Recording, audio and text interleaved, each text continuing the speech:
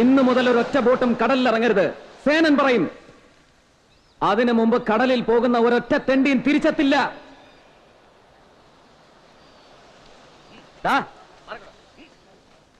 ജീപ്പില് അങ്ങനെ അങ്ങ് കേറാൻ പറഞ്ഞാലേ എനിക്ക് മനസ്സിലിടാ പട്ടിയും തിരിച്ചു പറയേണ്ടി വരും. ദേ, പോലീസ് ഭാഷയൊന്നും വേണ്ട. തന്നെ ആരാ ഇപ്പൊ ഇങ്ങോട്ട് കെട്ടിയെടുത്ത്? നിന്നെ പൊക്കാനാണ് വന്നതെങ്കിൽ പൊക്കിയിരിക്കും.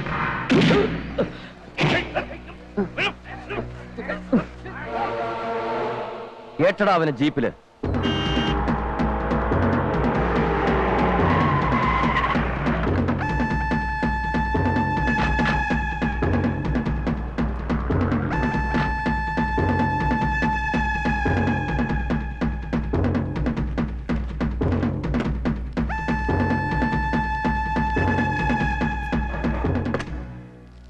പുറത്ത് ജീപ്പിൽ വിഷ്ണുവുണ്ട്.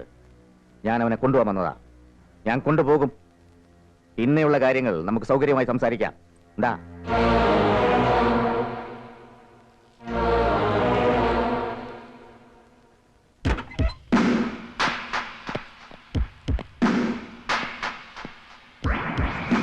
വിഷ്ണു,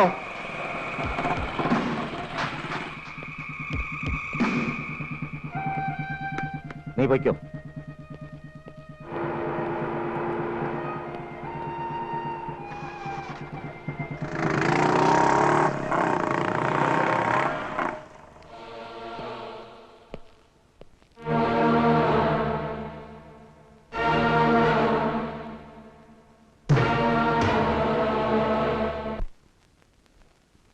തമ്പി, നിങ്ങൾ ചെയ്തത് ഒരിക്കലും ന്യായീകരിക്കാൻ കഴിയാത്ത കാര്യമാണ്. 4 തുറയിലെ മത്സ്യത്തൊഴിലാളികളാണ് ഒറ്റയടിക്ക് തരുന്നത്. ആർക്കും അവരെ പറഞ്ഞ് സമാധാനിപ്പിക്കാനാവുന്നില്ല. രാമേട്ടാ, എന്നോട് ക്ഷമിക്കണം. എന്ത് ചെയ്യാനാ ഈ ബോട്ട് ഡ്രൈവർമാർ കാണിച്ച തോന്നിയാസത്തിന്? ഇത്തരം തൊഴിലാളി വിരുദ്ധ പ്രവർത്തനങ്ങൾ പാർട്ടിയുടെ അടിത്തറ ഇളക്കും. നിങ്ങൾക്കൊന്നും നഷ്ടപ്പെടാനില്ല. ലക്ഷ്മണ, സംഭവിക്കേണ്ടത് സംഭവിച്ചു. ഇനി എന്താ വഴിയെന്ന് പറയൂ. ജനപ്രതിനിധികളെന്ന വേഷം കെട്ടി നടക്കുന്ന നിങ്ങൾ വോട്ട് ചെയ്ത് ഡൽഹിക്കും തിരുവനന്തപുരത്തും അയക്കുന്നത് ഈ നാട്ടിലെ പാവപ്പെട്ട ജനങ്ങളാണ്. അവരെ ഉദ്ധരിക്കേണ്ടവർ മിനിമം ദ്രോഹിക്കാതെങ്കിലും ഇരുന്നൂടെ? പകലും രാത്രിയിലും 2 മുഖം 2 വേഷം. ഈ ഇന്ത്യ മഹാരാജ്യത്തുള്ള ഏത് ക്രിമിനലും നിങ്ങളുടെ വർഗത്തിന്റെ മുമ്പിൽ തോക്കും. ജനൻ, ഞാൻ പറഞ്ഞില്ലേ ഒരു കയ്യബദ്ധം? അതെ, ആ അബദ്ധത്തിനുള്ള ശിക്ഷ നിങ്ങൾ അവരുടെ കയ്യിൽ നിന്ന് വാങ്ങിച്ചോണം. ചതിക്കരുത് സേനൻ. ഒരു വോട്ട് ബാങ്കാണ്. അതെ, നിങ്ങളുടെ ഭാഷയിൽ ജനങ്ങളില്ലല്ലോ, അവരുടെ ജീവിതങ്ങളില്ലല്ലോ, വോട്ട് ബാങ്കുകൾ മാത്രം. സേനൻ, ഞാൻ എന്ത് പ്രായശ്ചിത്തം വേണമെങ്കിലും ചെയ്യാം. പറയൂ. ആക്രമണത്തിനിരയായ എല്ലാവർക്കും നല്ലൊരു തുക കൊടുക്കണം. തകർത്ത തോണികൾ റിപ്പയർ ചെയ്യണം. ഇനി കടലിൽ വെച്ച് സംഘർഷം ഉണ്ടാവില്ലെന്നുള്ള ഉറപ്പ് എനിക്ക് കിട്ടിയിരിക്കണം. എല്ലാത്തിനും സേനൻ പറയുന്ന ഏത് ഉടമ്പടിക്കും ഞാൻ തയ്യാറാണ്. ആ ശരി, എനിക്കല്പം തിരക്കുണ്ട്. ഞാൻ പിന്നെ വന്ന് കണ്ടോളാം. വരട്ടെ വരട്ടെ മാധവട്ടെ. രണ്ടുപേരും ഇന്ന് എന്റെ കയ്യിൽ നിന്ന് വാങ്ങിക്കും. അവിടെ നിൽക്കാൻ അവിടെ നിൽക്കാൻ എന്താ വികൃതികളെ അമ്മ ഇങ്ങനെ ഓടിക്കുന്നേ? അയ്യേ വിഷ്ണു, താഴെ ഇറക്കിയേ. ആ ഷർട്ടിലേക്ക് എണ്ണയാവും. സാരമില്ല. എന്താ കുളിക്കാൻ ഇത്രയും മടിയാ? രാവിലെ തുടങ്ങിയതാ രണ്ടും കൂടെ പ്രാന്ത് പിടിപ്പിക്കാൻ. താഴെ ഇറങ്ങിയേ. പിന്നെ രണ്ടുപേരും പോയി കുളിച്ച് പുതിയ ഉടുപ്പൊക്കെ ഇട്ട് ഓടി വാ. എന്നിട്ട് ഞങ്ങൾ കടപ്പുറത്ത് ചേരേച്ചന്റെ വീട്ടിലേക്ക് കൊണ്ടുപോവോ? പിന്നെന്താ, ഇനിയും ഒരുപാട് സ്ഥലങ്ങളുണ്ട് നമുക്ക് കറങ്ങാൻ. കുളിച്ചു വരുമ്പോഴേക്കും മുങ്ങോ? ഹേ ഇല്ല. ചെല്ല്, കുളിമുറിയിലെ ലക്ഷ്മിയമ്മയുണ്ട്. കുളിക്ക് പോ. ആ ചെല്ല്. വിഷ്ണു വരണോ? ഞാൻ കുളിപ്പിച്ചു തരാം. എന്താ വിളിച്ചേ? വിളഞ്ഞ വിത്തുകളാ.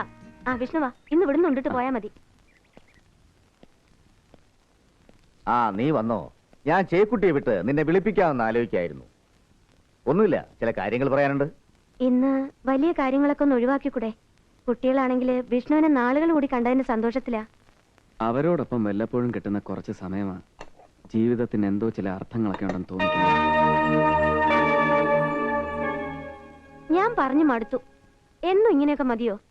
വിഷ്ണുവിനും വേണ്ട ഒരു കുടുംബമൊക്കെ. എന്തിനാ ഏട്ടത്തിയമ്മേ? ഉറക്കം ഉണരുമ്പോ കഴുത്തിൽ തല കാണുന്ന വിശ്വാസമില്ലാത്ത ജീവിതത്തില് ഇങ്ങനെയുള്ള ചിന്തകളൊക്കെ? ഒന്നും വേണ്ട. ഉടുതുണിക്ക് മറുതുണി ഇല്ലാതെ ഇറങ്ങാം. എവിടെയെങ്കിലും പോയി മനസമാധാനത്തോടെ ജീവിക്കാമായിരുന്നു എല്ലാവർക്കും. ജയന്തി, നീ സേനന്റെ ഭാര്യയാണ്. വിശ്വസിച്ച് ജീവൻ കയ്യിലേൽപ്പിച്ച കുറെ മനുഷ്യരുണ്ട് ഇവിടെ. അവരെ മറന്നുകൂടാ. കയ്യിൽ നിന്ന് പുറപ്പെട്ട അസ്ത്രം പോലെയാണ്, പിടിച്ചു നിർത്താൻ കഴിയില്ല. ആരംഭത്തിനെല്ലാം അവസാനമുണ്ട്, അതോർത്താ മതി.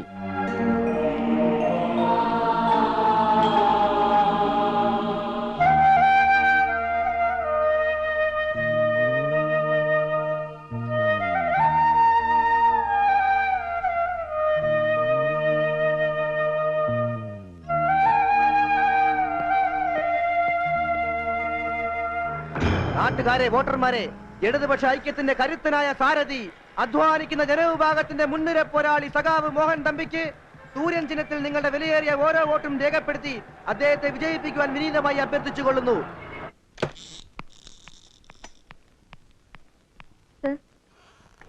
ഈ ഇലക്ഷൻ കഴിയുന്നത് വരെ കഴിയുമെങ്കിൽ ഇതൊന്നും എന്റെ മുമ്പിൽ കൊണ്ടുവരരുത്. കഴിയുന്ന സാറിനെ ഡിസ്റ്റർബ് ചെയ്യാതിരിക്കാൻ ഞങ്ങൾ ശ്രദ്ധിക്കുന്നുണ്ട്. Hello, yes, who is calling? തനിക്കാ, ഒരു അഞ്ജന. ഹലോ, അതെ. Oh God, what a surprise. അതെ, ഡു വൺ തിങ്. ബീച്ച് റോഡിൽ ഒരു റെസ്റ്റോറന്റ് ഉണ്ട്, വാസ്കോ ഡി ഗാമ. യെസ്, അവിടെ വെയിറ്റ് ചെയ്. Oh sure, okay. എന്റെ പഴയ കോളേജ് മേറ്റ് ബോംബെയിൽ നിന്ന് വന്നിരിക്കുക. ഫൈൻ, നേരത്തെ പോണമെങ്കിൽ ആയിക്കോളൂ.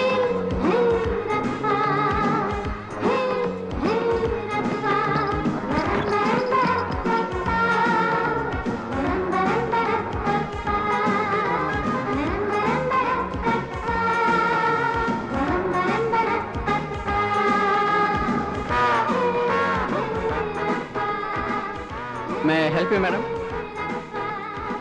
Can I have a cup of coffee, please? Oh, sure.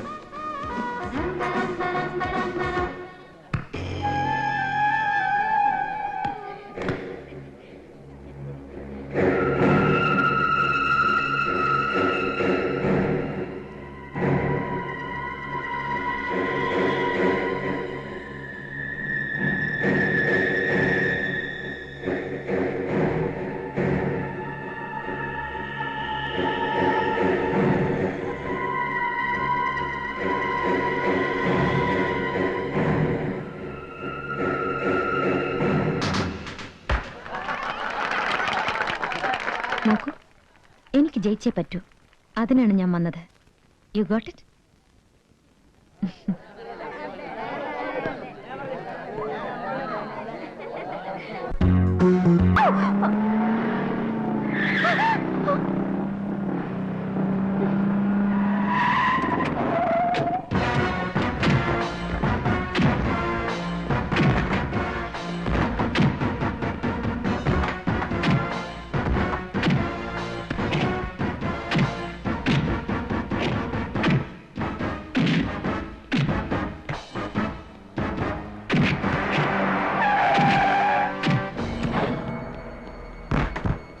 കൊണ്ടുപോടാ.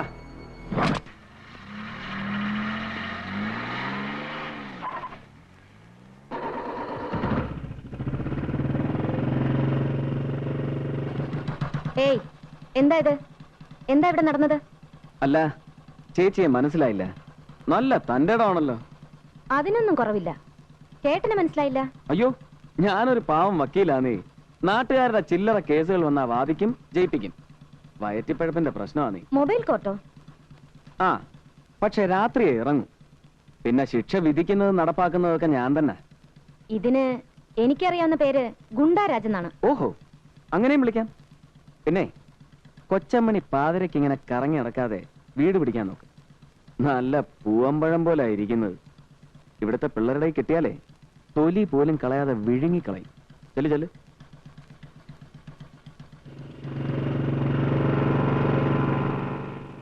Hi Anju. Hi Manish. Hi. നല്ല കക്ഷിയാ. റെസ്റ്റോറന്റ് വെയിറ്റ് ചെയ്യാന്ന് പറഞ്ഞിട്ട്. അതുകൊണ്ട് നല്ലൊരു സീന് കാണാൻ കഴിഞ്ഞു. എന്താടി ഇവിടെയും അണ്ടർവേൾഡ് ആക്ടിവിറ്റീസ് ഒക്കെ സ്ട്രോങ് ആ? രാത്രി പുറത്തിറങ്ങാൻ കൊള്ളില്ല. നിന്റെ ലഗേജ് ഒക്കെ എവിടെ? അതാ റെസ്റ്റോറന്റിലാ. വാ കേറ്. നീ മാറ്, ഞാൻ ഓടിക്കാം. എന്താ ഈ വരവിന്റെ ഉദ്ദേശം? ചുമ്മാ കറങ്ങാൻ ഇറങ്ങിയതാ? അല്ല, തികച്ചും ഒഫീഷ്യൽ. നമ്മുടെ കേന്ദ്രമന്ത്രി വിശ്വനാഥ മേനോന്റെ ഒരു ഇന്റർവ്യൂ വേണം. ഒരു എന്താ പറയാ, ഒരു പേഴ്സണൽ ലൈഫിന്റെ ഡീറ്റെയിൽസ് കൂടി വരണം. പുള്ളിയുടെ ഹോം ടൗൺ ആണല്ലോ ഇത്. ജനിച്ച വീട്, പഠിച്ച സ്കൂള്, അങ്ങനെ. എത്ര ദിവസം കാണും? അധിക ദിവസം നിന്നെ ബുദ്ധിമുട്ടിക്കില്ല. ഒരു 4-5 ദിവസം.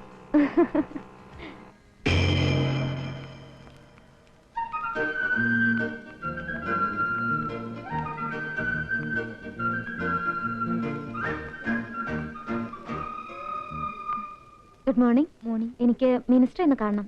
മിനിസ്റ്റർ അല്പം തിരക്കില്ല, ഇപ്പൊ കാണാൻ ബുദ്ധിമുട്ടാ.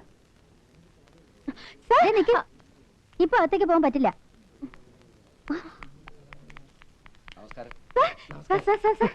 I am from times of India. എന്റെ പേര് അഞ്ജന. എനിക്കൊരു ഇന്റർവ്യൂ വേണം സർ. ഞാൻ അതിനായി ബോംബെന്ന് വന്നിരിക്കുക. വളരെ തിരക്കുള്ള സമയത്താണ് ബുദ്ധിമുട്ടിക്കുന്നതെന്ന് അറിയാം. പക്ഷെ എന്നോട് ഇത്തിരി ദയവ് കാണിക്കണം സർ. ഞാൻ പറയാനുള്ള മറുപടി കുട്ടി തന്നെ പറഞ്ഞു കഴിഞ്ഞിരിക്കുന്നു. ഇപ്പോ വളരെ തിരക്കുള്ള സമയമാണ്. വളരെ ദൂരെ തെരഞ്ഞെടുപ്പ് പ്രചരണത്തിന് പോകാൻ ഇറങ്ങിയതാണ്.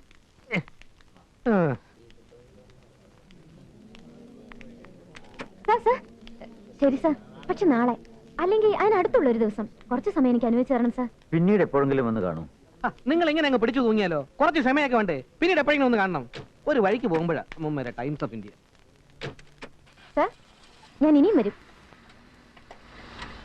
നാളെ ഇത് തന്നെ അവസ്ഥ എന്ന് കണ്ട ഞാൻ അദ്ദേഹത്തിന്റെ കാറിന് മുമ്പിൽ ചാടും. ഇന്റർവ്യൂ കിട്ടിയില്ലെങ്കിൽ ജീവനോട് ബോംബെക്ക് തിരിക്കില്ലെന്ന് ശബ്ദം വല്ലതും എടുത്തിട്ടുണ്ടോ? ഇല്ലെങ്കിൽ എന്റെ അപ്പോയിന്റ്മെന്റ് ക്യാൻസൽ ആക്കും. പ്രൊബേഷണറി പീരീഡാ. ഇത്ര നാളായിട്ട് ഒരൊറ്റ ഹോട്ട് സ്റ്റോറി പോലും എനിക്ക് പ്രസന്റ് ചെയ്യാൻ കഴിഞ്ഞിട്ടില്ല. ഞാൻ എന്റെ കഥ പറഞ്ഞുതരാം. അതിനൊരുപാട് സെൻസേഷണൽ സ്കോപ്പ് ഉണ്ട്. ഇംഗ്ലീഷിലാവുമ്പോ ആരും പൈങ്കിളി തൊട്ട് പറയുകയില്ല. എങ്ങനെയാ നിന്റെ കമ്പനി ബോസ്? ഒന്നും പറഞ്ഞില്ല? കൂടുതലൊന്നും പറയാനില്ല. എനിക്ക് സുഖമാണ്, പരമസുഖം. ഞാൻ കാരണം ഒരുപാട് പേര് സുഖിക്കുന്നുമുണ്ട്. ഐ മീൻ എന്റെ കുടുംബം സുഖമായി കഴിയുന്നു.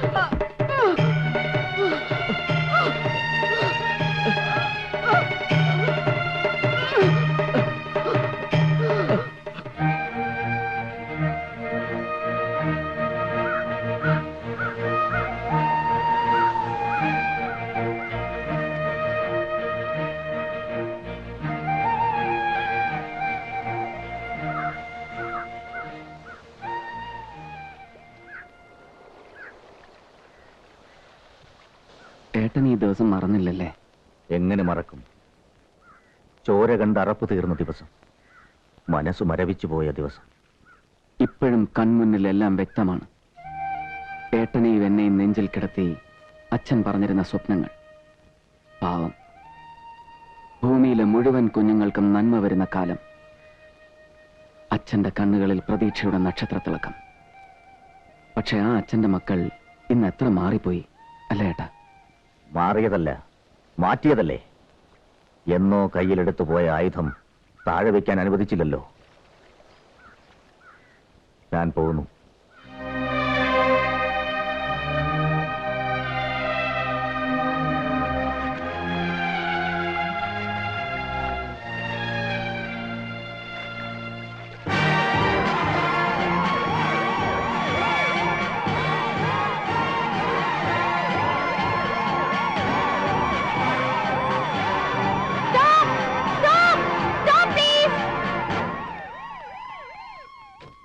എന്തായി കാണിച്ചത്? ട്രെയിനിന്റെ മുമ്പിൽ ചാടി ചാടണം. ഈ മുമ്പിലാ ചാടേണ്ടത്. ഇപ്പൊ കാണാൻ പറ്റില്ല പറഞ്ഞില്ലേ? വഴി വണ്ടി ഇറത്തിട്ടാണ് കാണാൻ മാറിയിക്കാൻ വിടാൻ പറ്റില്ല പറ്റില്ലെന്ന് പറഞ്ഞില്ലേ? എന്താ കുട്ടിയെ കാണിക്കുന്നത്? എന്തെങ്കിലും സംഭവിച്ചെങ്കിലോ? Times of India. ഒരു മണിക്കൂർ അല്ല, അരമണിക്കൂർ, ജസ്റ്റ് ഹാഫ് അവർ ഞാൻ ഫിനിഷ് ചെയ്തോളാം. Next pressman becomes a minister. പത്രപ്രവർത്തന രംഗത്ത് നിന്ന് മന്ത്രി കസേരയിലേക്ക്. എന്റെ സബ്ജക്ട് അതാണ് സർ. Please sir. ശരി, ഓഫീസിലേക്ക് വരൂ. Thank you sir. Thank you very much.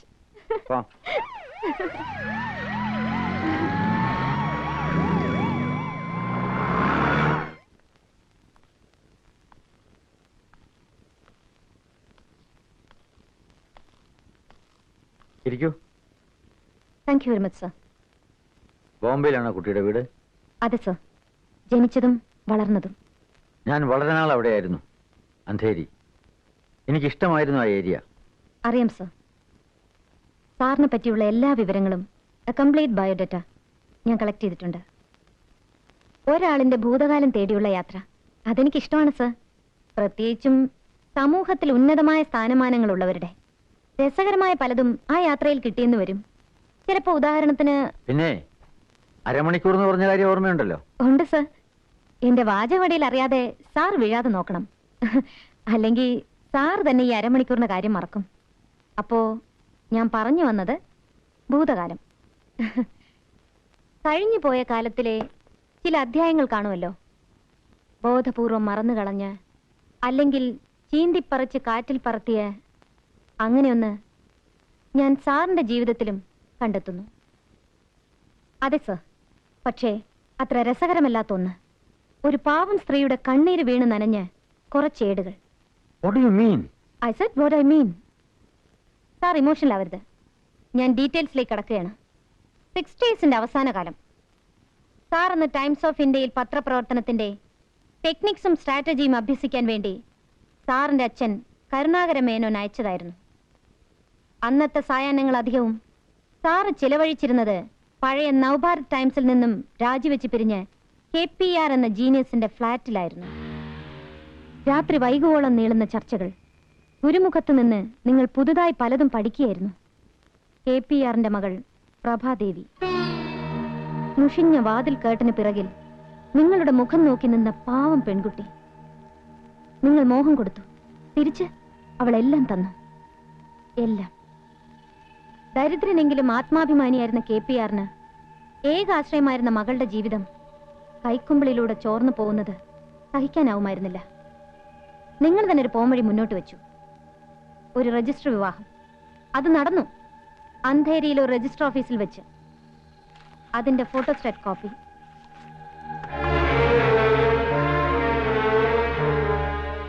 വീട്ടിൽ അറിയിക്കാൻ നിങ്ങൾക്ക് ഭയമായിരുന്നു. അച്ഛന്റെ അന്തസ്, സൽപ്പേര്, കുടുംബമഹിമ. അച്ഛൻ കരുണാകര മേനോന്റെ മുമ്പിൽ മരണം വരെ നിങ്ങളൊരു കുട്ടിയായിരുന്നല്ലോ. പിന്നീട് കഥയിൽ പുതിയ ടേണിംഗ് പോയിന്റ്. അച്ഛൻ നിങ്ങളെ തിരിച്ചു വിളിക്കുന്നു. തറവാട്ട് പത്രത്തിന്റെ ഭരണയന്ത്രം ഏറ്റെടുക്കാനും അദ്ദേഹം നിങ്ങൾക്ക് വേണ്ടി കണ്ടുവച്ച പെൺകുട്ടിയെ വിവാഹം ചെയ്യാനും. പ്രഭാദേവിയോട് എന്തോ കള്ളം പറഞ്ഞ് നിങ്ങൾ ബോംബെ വിടുന്നു. അവരറിഞ്ഞില്ല നിങ്ങൾ ഒരിക്കലും തിരിച്ചു വരാൻ പോകുന്നില്ല എന്ന്. എല്ലാം മറക്കാൻ നിങ്ങൾക്ക് അധികം നാൾ വേണ്ടി വന്നില്ല. പത്രത്തിലൂടെ നിങ്ങളുടെ വിവാഹ വാർത്ത അറിഞ്ഞപ്പോ ആ പാവം സ്ത്രീക്ക് എവിടെ നിന്നോ മനക്കരുത്ത് കൈവന്നിരുന്നു. നിങ്ങളെ തേടി വരാൻ ആത്മാഭിമാനം അവരെ സമ്മതിച്ചില്ല. KPR നെഞ്ചുപൊട്ടി മരിച്ചപ്പോ അവർ ഈ ഭൂമിയിൽ അനാഥയായി. നിങ്ങളെ വിശ്വസിച്ചു എന്ന തെറ്റു മാത്രം ചെയ്തതിന് മരണം വരെയുള്ള ഏകാന്ത തടവിന്റെ ശിക്ഷയും അനുഭവിച്ച് അവരിന്നും ജീവിക്കുന്നു. So come to the point. മഹാമേരുവോളം പോന്ന നിങ്ങളുടെ പബ്ലിക് ഇമേജിനെ ഇടിച്ചു വീഴ്ത്താൻ ഇന്ന് എന്റെ കയ്യിലുള്ള ഈ ആയുധം ഞാൻ നിങ്ങളുടെ ശത്രുക്കൾക്ക് വിട്ടുകൊടുക്കണോ അതോ ഒരു നല്ല വില നൽകി നിങ്ങൾ കൈയടക്കുന്നോ? തീരുമാനിക്കുക. വില നിങ്ങൾ നിശ്ചയിച്ചോളൂ. നിങ്ങളുടെ സാമൂഹ്യ ജീവിതത്തിന്റെ നിലനിൽപ്പിനാണ് വിലയിടേണ്ടത്. അപ്പൊ കുറച്ചൊന്നും പോരാ. എനിക്കും തൃപ്തി വരുന്ന ഒരു സംഖ്യയാവുമ്പോ നമുക്ക് കച്ചവടം ഉറപ്പിക്കാം. സോറി മേനോൻ സർ, ഒരു ബ്ലാക്ക് മെയിലിംഗ് എന്നതിനെ വിളിക്കും. പക്ഷെ നിവൃത്തിയില്ല. എനിക്കും സാമാന്യം പോഷായ ചില ജീവിതമോഹങ്ങളൊക്കെ ഉണ്ട്. അപ്പൊ നമ്മൾ നാളെ കാണുന്നു. ഇതേ സമയം ഒരു അപ്പോയിന്റ്മെന്റ് എനിക്ക് മാറ്റി വെച്ചോളൂ. Okay, bye, see U.